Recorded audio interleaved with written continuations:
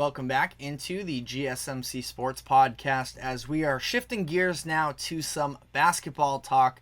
Over the weekend, the Sacramento Kings acquired DeMar DeRozan in a sign-and-trade with the Chicago Bulls. The Kings get DeRozan in exchange for Harrison Barnes, who they are sending to the San Antonio Spurs in what's a pretty interesting little addition there for the Spurs. And they are additionally sending Chris Duarte, 2 second-round picks, and cash back to Chicago. In turn, they are signing DeRozan to a 3-year deal worth $76 million.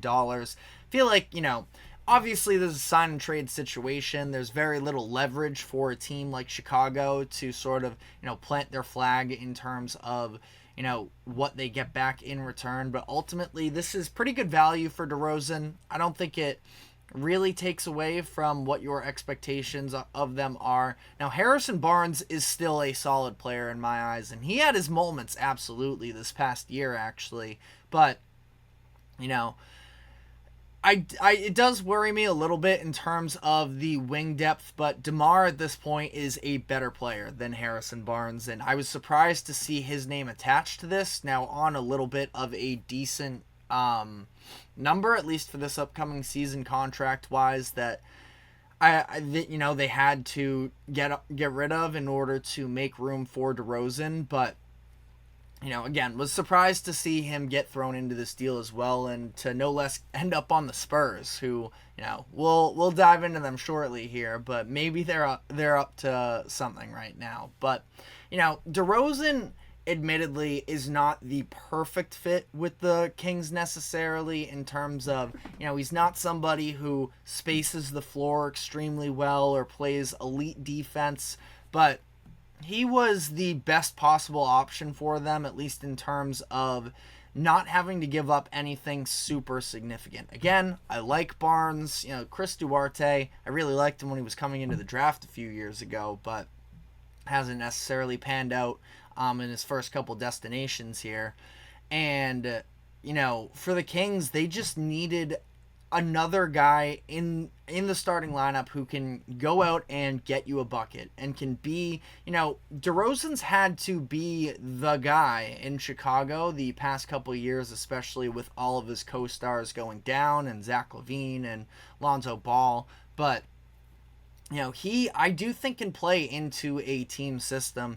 He hasn't really been on the radar for the casual NBA fan the past couple years, considering the fact that he went to a largely uninspiring San Antonio Spurs team, and then with the Bulls, who were, fun for about the first half of year one in 21-22 before, like I mentioned, everybody sort of went down and things fell apart there. But DeRozan, I think from when he learned, especially when he was with the Spurs under Greg Popovich, he plays really good team basketball. And he's, I think, pretty heads up playmaking wise as well, and understands what's needed of him. Now, it's definitely going to be an adjustment for him, going from being the number one option to probably option number 3. I'd have to guess that, Fox and Sabonis are going to take more shots than him next year. He'll probably be on the tier of like a Keegan Murray. And that might be a little bit difficult for him. But at the same time, if there's anybody, and this isn't anything to do with his personality, but career arc wise, if there's anybody that feels like they're going to be motivated to do whatever it takes to win, I think that DeRozan is in that conversation, because he plays, the first handful of his years in Toronto. He ends up getting traded for Kawhi Leonard, and the Raptors win immediately. And since then, he's just kind of been hovering on these teams that really don't have super high expectations or aspirations. And, I think he's done a good job of becoming a leader, especially with that Chicago group. I thought he did well for himself, but, ultimately he just kind of wants to be in a position where he can win now. Now, for the Kings, at least in terms of, in a vacuum, player upgrades, I would have loved to see Lauri Markkanen play with the Kings, him and Sabonis next to one another, having these, borderline 7-footers that can kind of do everything, at least, generally speaking here. But it was going to cost the Kings a ton. And ultimately, going and making this move for DeRozan is, I wouldn't call it a no-brainer necessarily, but I think it is the right decision. And they end up getting him on a pretty reasonable price too, 3 years, $76 million, so just over 25. We see all of these other massive contracts that have been handed out over the offseason, and I think that that can be really good value. Now, DeRozan at this point is 34 years old, I believe. Could be 36. I gotta double check that, but he is in a position where, he's going to be committed at this point in his career. He's just trying to win. And again, in terms of the fit with the Kings, we'll have to see. I do believe that at the end of the day, somebody who can get you a bucket and isn't a net negative in the other aspects of the game is always going to be a positive add to your roster, where no, he's not necessarily a lethal three-point shooter. Actually did shoot 35% on catch and shoot threes last year, which, isn't anything eye-popping, but I don't think he's going to be a massive negative in terms of spacing, and I think he's been, extremely durable and available for the teams that he's played with over the years, that, the Kings are just trying to start the conversation by making the playoffs again. Because you look at the Western Conference, and we've talked about it time and time again on this show, it is extremely deep, and they end up losing in the play-in tournament last year, and, end up falling out of the playoffs. For the Kings right now, they're just trying to make it to the dance more than anything. Had gone through the 16-year playoff drought up until 2023. They want to get back to that spot. Now, if they are to make a playoff series, again, in terms of that spacing, will be interesting to see whether or not teams do respect him sort of off the catch, and above the break or anything. But I think this is the right move for the Kings. So looking at what their potential starting lineup could be next year, you have De'Aaron Fox, you have Keegan Murray, DeMar DeRozan, Domantas Sabonis, and then that fifth spot, the two guard-ish spot, is going to be either Kevin Huerter or Keon Ellis. Now, Huerter had his personal worst three-point shooting season of his career last year. Still shot 36%, but not what we typically expect from somebody who's been, 39-40 for the majority of his playing career in the NBA.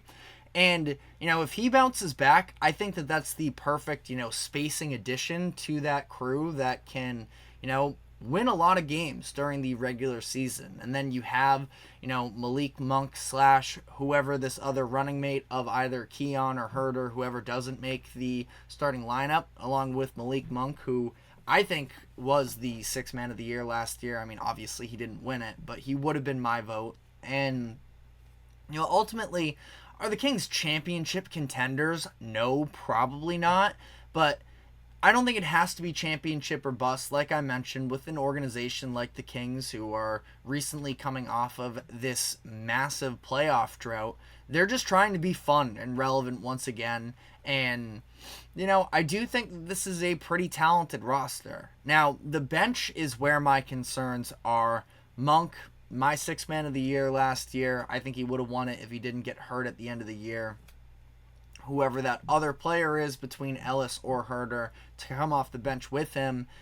Outside of that, there really isn't a ton. Now, they just drafted Devin Carter in the lottery, older point guard out of Providence that, considering that he is experienced, I think that he can definitely carve out some playing time for them and give them real minutes. An absolute dog, Carter is. So, I would like to think that he's almost a little bit better of a version of what Davion Mitchell was for them when they drafted him 9th overall a few years ago. So, there's three guys there that can give you minutes, and an 8-man rotation can get it done. That's a pretty small, though, bench unit, and then you look at the other guys that they have, very little wing and big depth, where maybe Huerter can play a little bit of the 3 for them. We'll see how they choose to go about their rotations and such, but they added Jalen McDaniels at least in the Davion Mitchell trade, who can give you at least a little bit more length, at least if it's just a body out there. I can't say, Jalen McDaniels has been number one on my most players watched situation. And, maybe I'm just seeing him versus his brother, Jaden McDaniels, and thinking that he can be a good defender. But, the body type is one that definitely gives you positional flexibility and just length to throw out there. So we'll see how much Jalen plays in their rotation next year. And then Trey Lyles and Alex Len as your bigs doesn't really do it for me. Now, Lyles can shoot, so at least that's an option for you. Len, who was actually pretty good for them a couple years ago, but wasn't really used much in the playoffs or much of last season, as a whole, really. But, in that Western Conference with some of the teams that can throw the size at you, I do worry a little bit about it, especially considering the fact that we don't really view Domantas Sabonis as an elite defender either. So we will see how they choose to play that. I think they have another move coming, just not exactly sure what that is yet. But, Kings are going to be back in the conversation next year, and I would argue they were in the conversation this year, but, Fox did miss a lot of time prior to the All-Star game and the All-Star break. This team can succeed in the regular season, I feel like, no doubt. Again, championship contenders, I wouldn't go that far just yet, but a team that can definitely put themselves in a good position, especially with, one more move maybe to add a little bit of size to that bench unit. I'd feel pretty good about the Kings, but let me know how you feel in the comments section. We're going to be taking our final break of the show, though, and when we come back on the other side this morning, we got breaking news that UConn men's basketball is re-signing Dan Hurley to a contract extension, of course coming off of all of the buzz about him potentially going to the Lakers. So we're going to dive into that whole conversation after this quick break. Don't go anywhere. We will be right back.